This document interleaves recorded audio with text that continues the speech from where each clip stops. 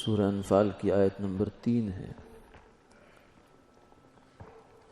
اعوذ باللہ من الشیطان الرجیم، بسم اللہ الرحمن الرحیم۔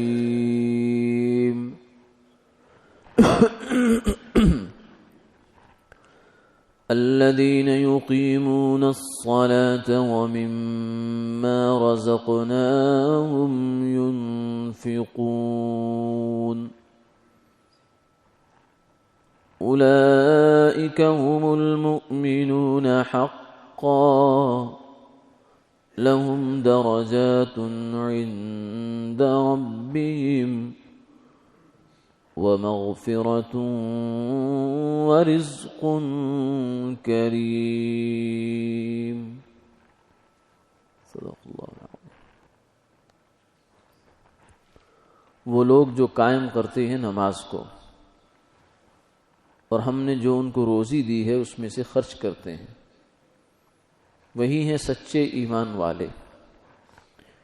ان کے لیے درجے ہیں اپنے رب کے پاس، اور معافی ہے اور روزی عزت والی۔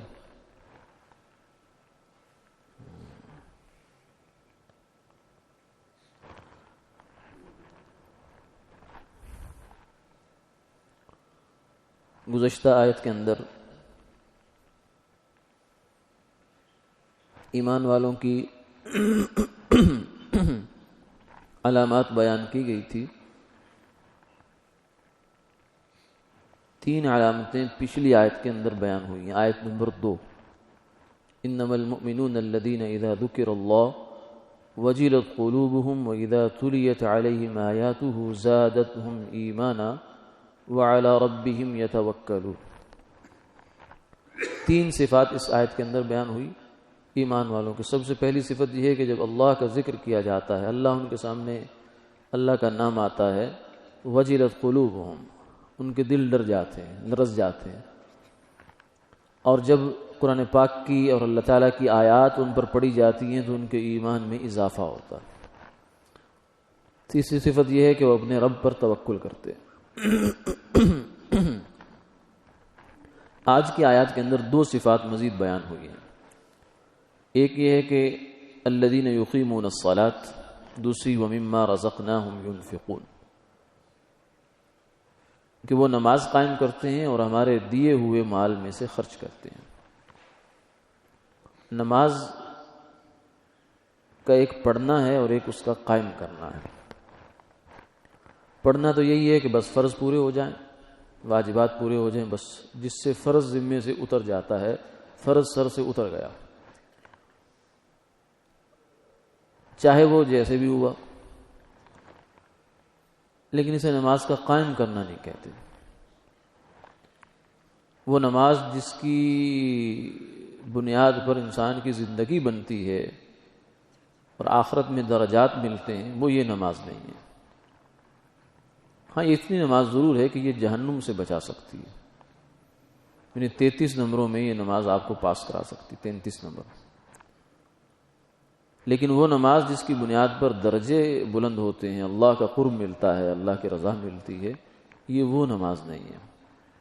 اس کی ایک عام حصی مثال آپ یہ دیکھیں کہ کسی آدمی کا آپ نے قرض دینا ہے، قرض فرض ایک ہی بات ہے۔ بندوں کا دینا ہو تو قرض ہوتا ہے، اللہ کا دینا ہو تو فرض ہوتا ہے۔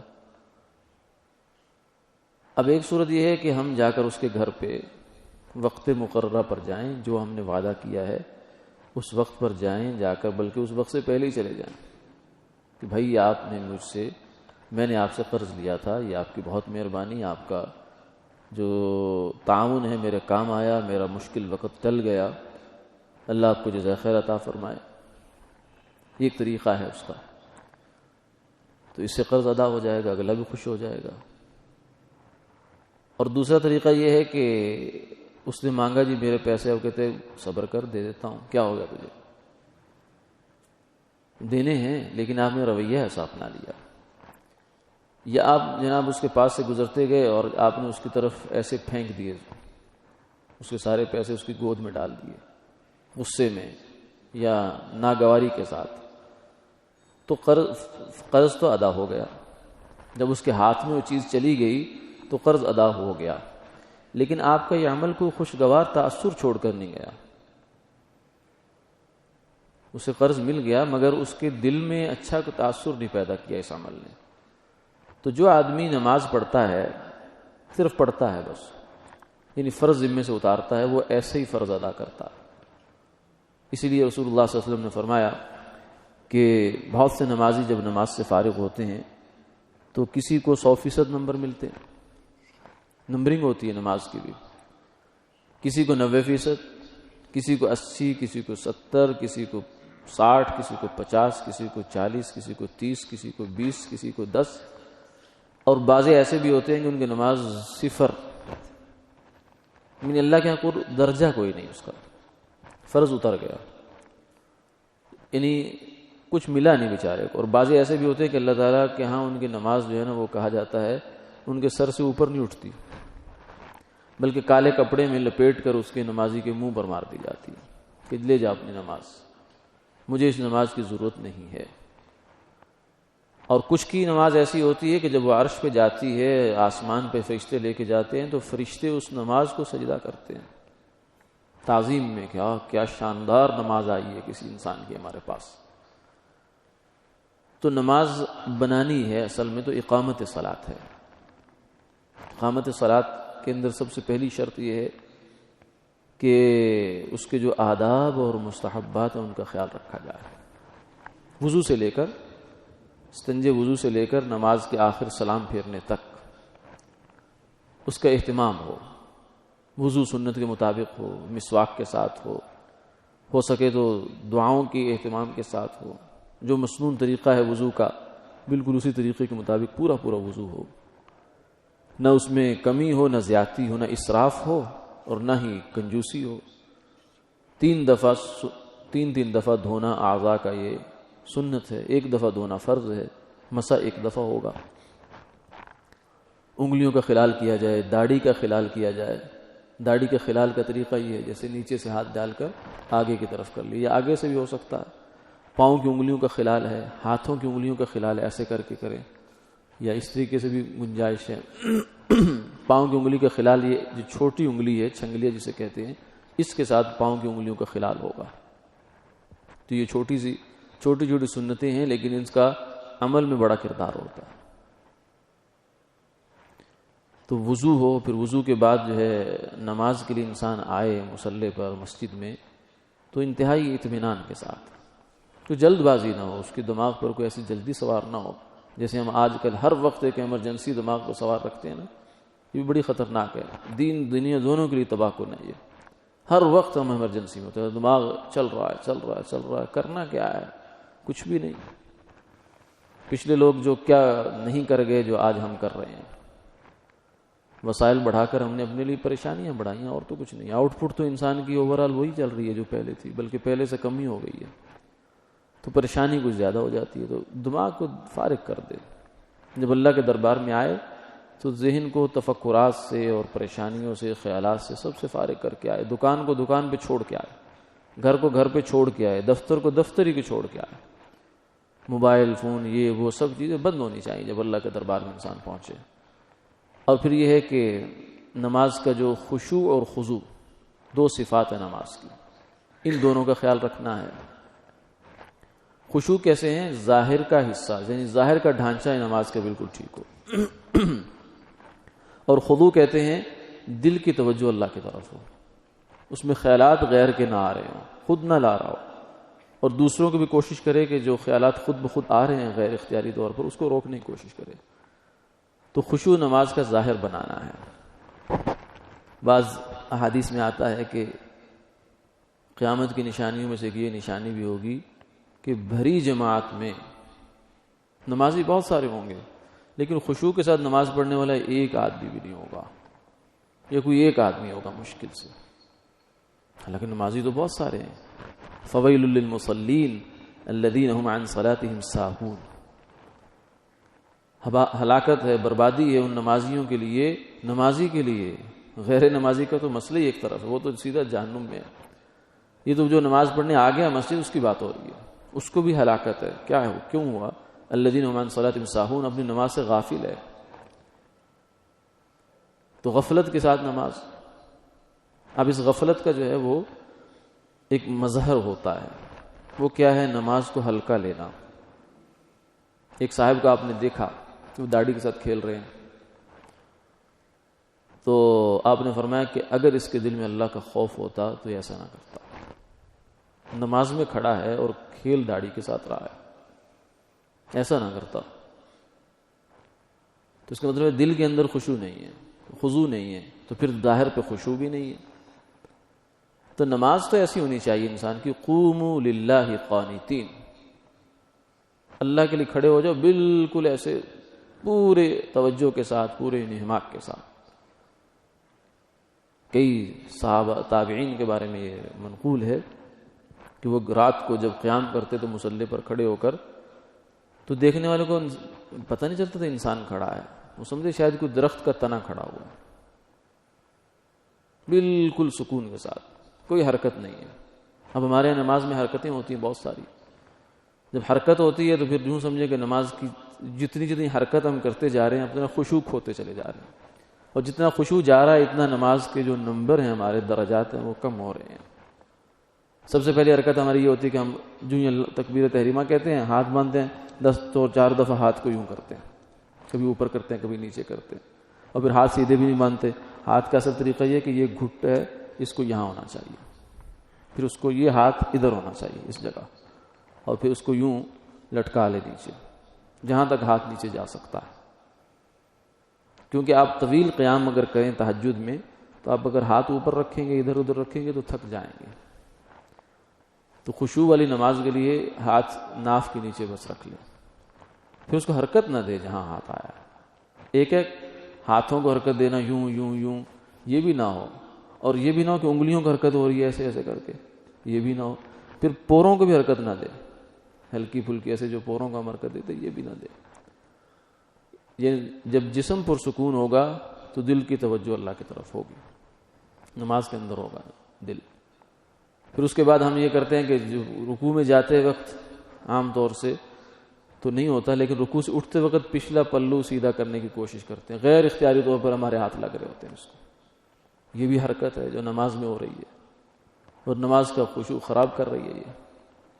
پھر اس کے بعد سجدے میں جاتے ہیں تو کپڑے سمیٹنا شروع کر دیتے ہیں، یا کوئی اگر اپنے اوپر چادر وادر لے رکھی ہے تو اس کو سمیٹنا شروع کر دیتے ہیں. وہ پہلے سے اس انداز سے لے کر رکھنی چاہیے کہ نماز میں پھر تنگ نہ کرے. اگر اندیشہ ہے تو اس کو اتار کر سامنے رکھتے ہیں. پھر سجدے سے اٹھتے وقت جو ہے پھر دوبارہ کپڑے سیدھے کیے جاتے ہیں. تو یہ تو وہ حرکتیں ہیں جو عام طور سے ہم کر رہے ہوتے ہیں. پھر پاؤں جو ہیں کھڑے ہوتے ہوئے پاؤں ہم کبھی دائیں پاؤں پہ وزن ڈال رہے ہیں، کبھی بائیں پہ ڈال رہے ہیں، کبھی انگلیاں ہاتھ پاؤں کی ایسے ہلا رہے ہیں، کبھی یوں کر رہے ہیں کبھی یوں کر رہے ہیں. تو یہ نماز کے اندر حرکات ہیں جو زائد حرکات ہیں، جو خشوع کے خلاف ہیں، خشوع کے منافی ہیں. یہ حرکت نماز کے اندر نہیں ہونی چاہیے. پھر اس کے علاوہ جو ہے کبھی خارش ہوگی، کبھی یوں ہو گیا کبھی یوں ہو گیا، کبھی دائیں ہو گیا کبھی بائیں ہو گیا، کیونکہ یہ شیطان کروا رہا ہوتا ہے. یعنی وہ کام جو نماز کے باہر ہمیں یاد نہیں آتے یہاں یاد آنا شروع ہو جاتے ہیں، اعضاء و جوارح کے اعتبار سے بھی اور دل و دماغ کے اعتبار سے بھی. تو یہ بھی حرکت نہیں ہونی چاہیے. یعنی آدمی طے کر لے کہ میں کچھ بھی ہو جائے نہیں انشاءاللہ مریں گے نہیں، یہ گارنٹی ہے. نماز میں اگر خارش کسی جگہ پہ ہوگی اور ہم نے خارش نہیں کی تو اس سے موت واقع نہیں ہوگی. ہم کسی جج کے سامنے کھڑے ہوں، کسی معزز آدمی کے سامنے کھڑے ہوں تو ہم بڑے اہتمام ہوتا ہے کہ بالکل جناب سارے پروٹوکول پورا ہونا چاہیے. اللہ کے دربار میں کھڑا ہے آدمی اور فضول حرکات کر رہا ہے، وہ تو حرکت نہیں ہونی چاہیے. سر کی حرکت بھی دائیں بائیں کی، یہ ادھر ادھر ہونا یہ نہیں ہونا چاہیے. اور پھر جو ہے نماز کا اس طریقے سے ہم پڑھیں گے تو انشاءاللہ کچھ ہی دنوں میں ہمیں محسوس ہوگا کہ ہماری نماز کچھ ہو رہی ہے. یہ ہے نماز کی محنت کہ آدمی اس نماز کو بنانے والا ہو. پھر یہ کہ دل کا دھیان رکھے، یعنی دل کے اوپر دھیان رکھے کہ کوئی اور خیالات تو نہیں آ رہے. اور بہترین طریقہ یہ ہے کہ جو قرآن پاک ہم پڑھ رہے ہیں یا سن رہے ہیں امام صاحب سے تو اس کے لفظوں پر دھیان رکھے. بس قرآن پاک پر دھیان ہے تو اللہ کی طرف ہی دھیان ہے. اور جس نماز میں دھیان اللہ کی طرف ہوتا ہے اس میں غلطی بھی نہیں لگتی آدمی کو. نہ متشابہ لگتا ہے، نہ سجدہ صاحب ہوتا ہے اس میں. یہ جب لگتا ہے جب آدمی دائیں بائیں ادھر ادھر جاتا ہے. تو نماز میں دائیں بائیں کا خیال از خود نہیں لانا. جیسے کہتے ہیں کہ کسی جگہ اختلاف رائے ہو گیا کہ جناب نماز کی رکعتیں کتنی ہوئی ہیں، تو مختلف لوگوں نے مختلف اپنی رائے دے رہے تھے. ایک صاحب نے پورے وثوق کے ساتھ کہا کہ 3 رکعت ہوئی ہیں، 4 رکعت نہیں ہو سکی. آپ کو کیسے پتا؟ اس نے کہا میری 4 دکانیں ہیں اور چاروں کا حساب میں 4 رکعتوں میں بنا لیتا ہوں. آج 3 کا ہوا ہے، چوتھی رہ گئی ہے. تو یہ خیالات لایا تو اس کا مطلب نماز تو ہے ہی نہیں. یہ کون سی نماز پڑھ رہا ہے؟ تو نماز میں باہر کا خیال نہ آئے. یہ جو اللہ نے اذان رکھی ہے، آپ غور کریں اس بات پر. 15-20 منٹ پہلے یا کچھ وقت پہلے اذان ہو جاتی ہے تو اذان ہمیں توجہ کرتی ہے کہ اللہ کی طرف جانا ہے جانا ہے جانا ہے. پھر اٹھتے ہیں ہم، نماز وضو کرتے ہیں. وضو سے بھی کافی ساری دنیا کی جو علائشیں ملائشیں گناہ ہوتے ہیں، فرمایا نا وضو گناہ جھاڑتا ہے. جو لا یعنی غیبت، نظر کا گناہ، کان کا گناہ، کچھ چلنے پھرنے سننے پکڑنے کے گناہ ہیں، وہ اللہ تعالیٰ وضو کی برکت سے جھاڑ دیتے ہیں. تو انسان کچھ صاف ہو جاتا ہے. پھر اس کے بعد سوائے مغرب کی نماز کے باقی سب نمازوں میں سنتیں رکھی ہیں. وہ جو سنتیں ہیں یہ نماز کی تیاری ہے کہ ان سنتوں کے اندر جب آدمی اس طریقے سے خشوع کے ساتھ سنتیں پڑھے گا تو پھر جماعت میں بھی وہ پورے اہتمام کے ساتھ شریک ہو جائے گا. ورنہ اگر وہاں سے اٹھا دکان سے بھاگم بھاگ اور آ کر جماعت میں کھڑا ہو گیا تو وہ جو خیال اس کا ریسنٹ خیال چل رہا ہوگا نا وہی چل رہا ہوگا نماز میں. اگر 15-20 منٹ پہلے سے وہ مسجد میں پہنچ جائے گا اور آ کر تسلی سے سکون سے بیٹھ جائے گا، یہاں بیٹھ کے گپ شپ نہیں لگائے گا. اگر گپ شپ لگائی تو مسجد کو بھی اس نے وہی چوپال بنا دیا. اسی میں وہی باتیں جو ہیں وہ ساری دماغ میں دوبارہ گھومنا شروع ہو جائیں گی. کسی کے ساتھ سیاسی مسئلے میں الجھ کر نماز میں کھڑا ہو گیا تو وہ سیاسی مسئلے الجھتا رہے گا دماغ میں اس کے. نماز تو نہیں ہوگی. اللہ کے حضور اللہ کا استحضار تو اس بیچارے کو نہیں ہوگا. تو یہ اپنے آپ کو دماغی طور سے بھی انسان فارغ کرے. یہی ہمارے گھر کی مستورات جو ہیں وہ بھی ایسے ہی کریں. نماز کا اہتمام کریں. جو ہی اذان ہو جائے فوراً کام کاج چھوڑ کر نماز کی فکر، یہ فکر جو ہے نا یہ نماز بناتی ہے. منافقین کے بارے میں فرمایا وَإِذَا قَامُوا إِلَى الصَّلَاةِ قَامُوا كُسَالَىٰ. یہ منافق لوگ جو ہیں یہ تو نماز کے لیے کھڑے ہوتے ہیں تو سستی کے مارے باندھے جیسے ان کو پتہ نہیں کسی کو جیل کی طرف لے جا رہا ہے ہانک کر. مسلمان آدمی کا شوق، اس کا ذوق، اس کی فکر یہ اس کی نماز کو بناتی ہے. تو مستورات بھی اس چیز کا اہتمام رکھیں اور مرد حضرات بھی اس چیز کا اہتمام رکھیں کہ اپنی نماز بنا لیں. اگر آدمی نے زندگی میں نماز بنا لی اس کا سب کچھ بن گیا. من اقامها فقد اقام الدین. جس آدمی نے نماز قائم کر لی، پڑھی نہیں، پڑھنے والے بہت ہیں، نماز قائم کرنے والا، فقد اقام الدین، اس نے اپنا پورا دین قائم کر لیا. اور جس کا دین بن گیا اس کی دنیا بھی بن گئی. تو نماز کے بارے میں چوتھی صفت مومنین کی یہ فرمایا الذین یقیمون الصلاۃ، جو نماز قائم کرتے ہیں. ومما رزقناہم ینفقون. اور پانچویں صفت یہ ہے کہ جو روزی ہم نے ان کو دی اس میں سے خرچ کرتے ہیں. زکوٰۃ، صدقات، عشر، صلہ رحمی کرنا، غریبوں کی مدد کرنا، مسجد کا تعاون کرنا، مدرسے کا کرنا، خانقاہ بنا دینا، کو کنواں بنا دینا، جتنے بھی راہ خدا کی کسی نیک آدمی کو ہدیہ دے دینا، مدات ہیں، یہ سب اس میں انفاق فی سبیل اللہ ہے. اللہ کے راستے میں مال خرچ کرنا. اس میں ایک بات کی طرف دھیان دلوایا اللہ تعالیٰ نے یہاں بھی اور جگہوں پر بھی قرآن پاک میں کہ دیکھیں فرمایا کہ یہ نہیں فرمایا کہ وہ مال خرچ کرتے ہیں، بلکہ فرمایا مما رزقناہم، جو مال انہیں ہم نے دیا اس میں سے خرچ کرتے. تو مقصد یہ ہے کہ جب انسان مال خرچ کرے راہ خدا میں تو مال پر نظر نہ رکھے، اس پر بھی رکھے کہ یہ دیا کس نے ہے، یہ کسی کی عطا ہے، مجھے تو اس نے بہانہ بنا دیا، اس نے غریب کی مدد تو کرنی تھی کہیں نہ کہیں سے، مجھے اللہ نے ثواب عطا فرما دیا. اس کا احسان نہ غریب پر رکھے. یا ایھا الذین آمنوا لا تبطلوا صدقاتکم بالمن والعطا. اے ایمان والو اپنے صدقوں کو تباہ نہ کیا کرو. کس طریقے سے؟ احسان جتلا کر، والعطا کسی کو تکلیف پہنچا کر. تو جب آدمی مال کو اپنا سمجھے گا تو پھر یہ سارے مسائل ہوں گے. لیکن اگر مال کو اللہ کی عطا سمجھے گا، اللہ کی عطا سمجھے گا، پھر یہ مسئلہ نہیں ہوگا. فرمایا اولئک هم المؤمنون حقا. یہ 5 صفات جن لوگوں کے اندر آ گئی یہ ہیں سچے مسلمان. یہ مسلمان تو بہت ہے دنیا میں، جس نے بھی کلمہ پڑھا دل سے، صدقے دل سے، وہ مسلمان تو ہو گیا. سیدنا حسن بصری رحمۃ اللہ علیہ سے کسی نے پوچھا کہ آپ مومن ہیں؟ تو انہوں نے کہا کہ دیکھو مومن کے 2 مطلب ہیں، یا 2 درجے، 2 قسم کے مسلمان ہیں. اگر تم یہ پوچھتے ہو کہ میں لا الہ الا اللہ محمد رسول اللہ پڑھ لیا، وہ تو میں نے پڑھا ہے، آمنت باللہ کما ہو باسمائہ وصفاتہ وقبلت جمیع احکامہ اقرار باللسان وتصدیق بالقلب، یہ بھی کیا ہے. اور جتنی بھی ایمانیات کی چیزیں ہیں سب پر میرا ایمان ہے، اللہ تعالیٰ کو مانتا ہوں صفات کے ساتھ، ساری چیزوں کے ساتھ مانتا ہوں. لیکن جو سورہ انفال کی آیات کے اندر مومن کا معیار بیان ہوا ہے وہ مجھے پتہ نہیں ہے کہ میں ہوں یا نہیں. خواہش اور کوشش ہونی چاہیے، نیت بھی ہونی چاہیے کہ یا اللہ ہمیں ایسا مومن بنا. اولئک هم المؤمنون حقا، یہ ہیں سچے مومن. آگے ان کے لیے فرمایا کہ چونکہ ان کو 3 انعامات کا تذکرہ ہے، لہم درجات عند ربہم، ان ایمان والوں کو، ایسے لوگوں کو، ایسی نماز والے، ایسی زکوٰۃ والے، ایسے ذکر والے، ایسی تلاوت والے، ان لوگوں کے لیے اللہ تعالیٰ کی طرف سے 3 انعام ہیں. درجات عند ربہم، اللہ کے ان کے بہت درجات ہیں. کتنے ہیں اللہ جانے. جو نماز پڑھتے جائیں گے نماز خوب سے خوب برتر بنتی چلی جائے گی، اللہ کا درجہ بڑھتا چلا جائے گا. ومغفرۃ، معافی ہے، ورزق کریم، اور بڑا عزت کا رزق ہے. تو پیچھے جو مفسرین نے فرمایا کہ 3 قسم کی صفات ہیں، ویسے 5 تعداد میں 5 ہیں لیکن ان کو اگر قسمیں بنائی ہیں تو وہ 3 بنتی ہیں، کیونکہ پہلی 3 صفتیں جو ہیں وجلت قلوبہم، زادتہم ایمانا، اور علی ربہم یتوکلون، جو کل کی آیت کے اندر 3 صفات تھی، ان کا تعلق ہے دل کے ساتھ، اور نماز کا تعلق ہے جسم کے ساتھ، اور انفاق کا تعلق ہے مال کے ساتھ. گویا کہ مال، جان اور دل، یہ 3 چیزیں انہوں نے اللہ کے لیے اپنی وقف کر دی. دل کو بھی اور جسم کو، جسم نماز میں استعمال ہوتا ہے، پورا جسم نماز میں استعمال ہوتا ہے. یہ ایسی اللہ نے عبادت دی ہے، زبان سے لے کر ہاتھ، پاؤں، سر، ہر چیز اللہ تعالیٰ کے ہاں جھکتی ہے. نماز ایسا بہترین گلدستہ ہے.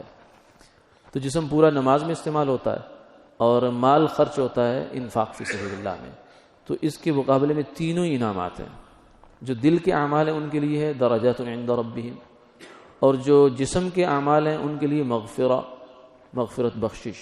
اور جو مال خرچ کرنا ہے، فرمایا کہ تم نے مال ہمارے نام پہ خرچ کیا دنیا میں، آج دیکھو یہ جنت تمہاری ہے. تھوڑا سا مال ہم نے تم سے لیا اور دیکھو کتنا باعزت روزی ہم نے تمہیں عطا فرما دی. اللہ تعالی ہمیں توفیق دے اور ہمیں بھی ان مومنین کاملین، مخلصین، صادقین اور حقیقی سچے مسلمانوں کی فہرست میں شامل فرما. آمین آمین یا رب العالمین.